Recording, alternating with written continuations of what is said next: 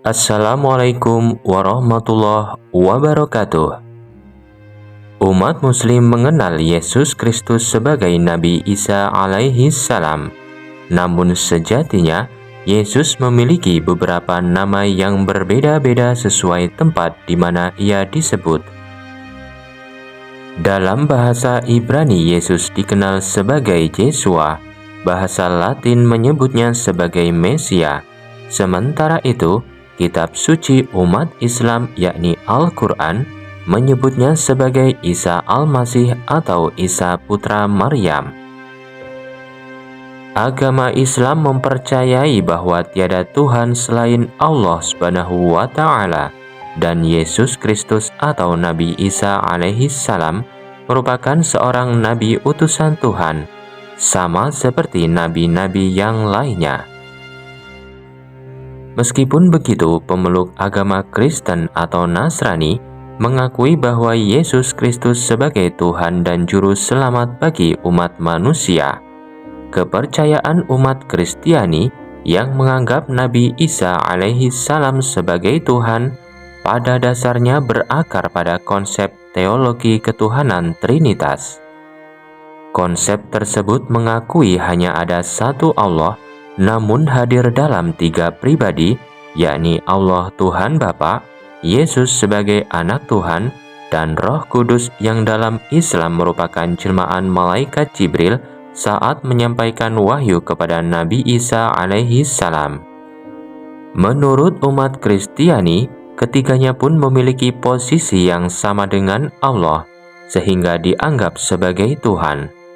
Sebelum digunakan oleh agama Kristen, teologi Trinitas sebenarnya sudah dipakai terlebih dahulu oleh paganisme yang dulu berkembang di wilayah Timur Tengah, Yunani, Jerman, Skandinavia hingga Asia.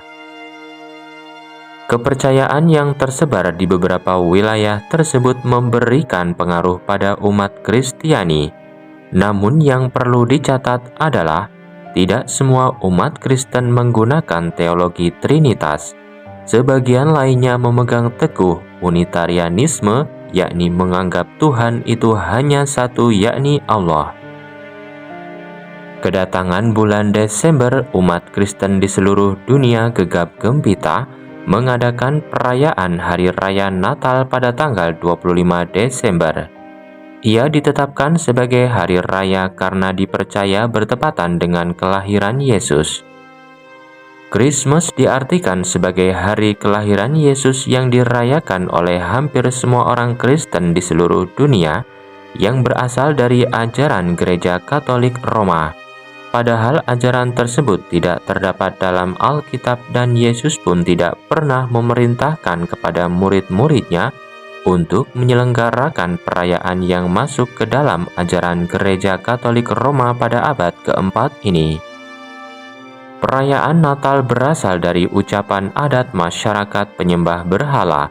Perayaan Natal yang diselenggarakan di seluruh dunia ini sama sekali tidak mempunyai dasar dari Alkitab. Perayaan Natal berasal dari kepercayaan penyembah berhala yang dianut oleh masyarakat Babilonia kuno di bawah Raja Namrud, cucu Ham anak Nabi Nuh. Namrud inilah orang yang pertama mendirikan menara Babel, membangun kota Babilonia, Niniweh, dan lain-lain. Namrud ini adalah seorang pembangkang Tuhan. Jumlah kejahatannya amat banyak. Di antaranya, dia menikahi ibu kandungnya sendiri yakni Semiramis. Setelah Namrud meninggal, ibunya yang merangkap istrinya menyebarkan ajaran Namrud bahwa roh Namrud tetap hidup selamanya walaupun jasadnya telah mati.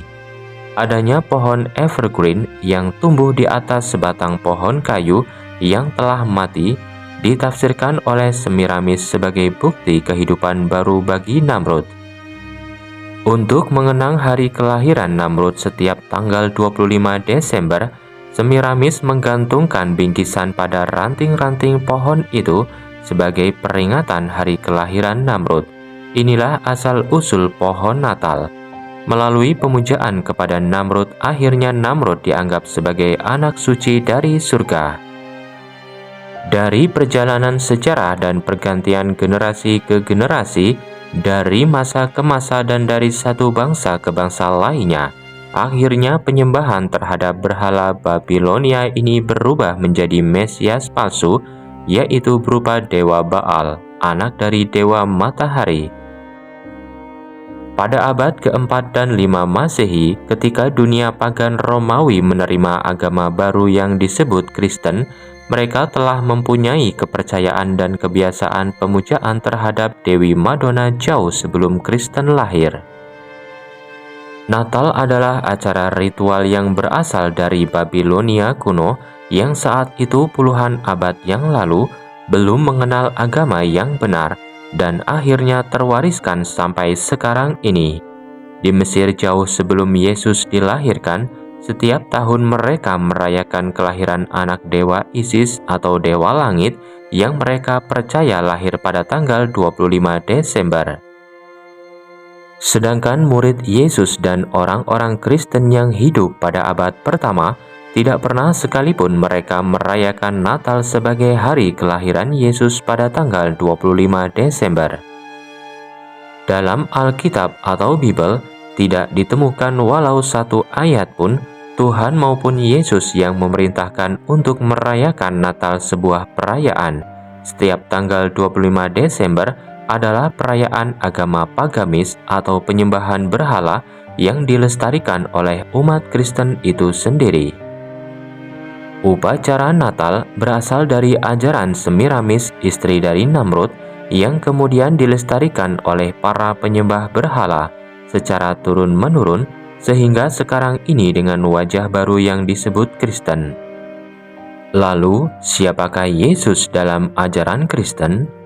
Menurut kepercayaan Kristen yang berkembang sekarang ini, Ia adalah anak Allah yang punya ibu bernama Maria, seorang perawan yang tiba-tiba hamil dan melahirkan seorang bayi. Kepercayaan ini berdasar pada konsep teologi ketuhanan yaitu Trinitas. Apa itu Trinitas? Trinitas adalah model teologi yang dibilang bahwa Tuhan itu satu, tetapi terdiri dari tiga pribadi, yaitu dalam Kristen tiga itu adalah Allah sebagai Tuhan Bapa, Yesus sebagai Tuhan Anak, dan Roh Kudus sebagai malaikat penyampai wahyu, yakni malaikat Jibril dalam ajaran Islam.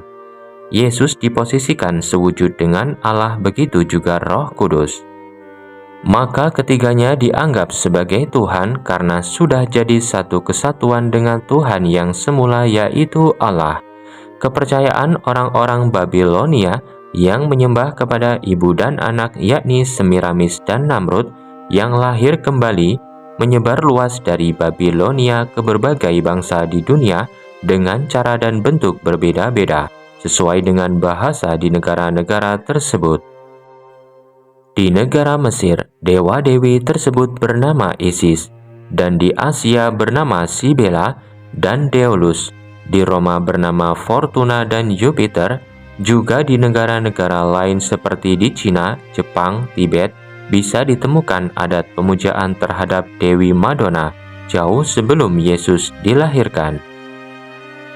Kepercayaan tersebut ditengarai masih pengaruh ke sebagian umat Kristen ini di zaman itu, sehingga mereka ikutan memakai konsep teologi Trinitas.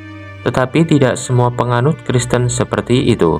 Sebagian mereka tetap teguh berteologi Unitarian atau hanya satu Tuhan, yakni Allah.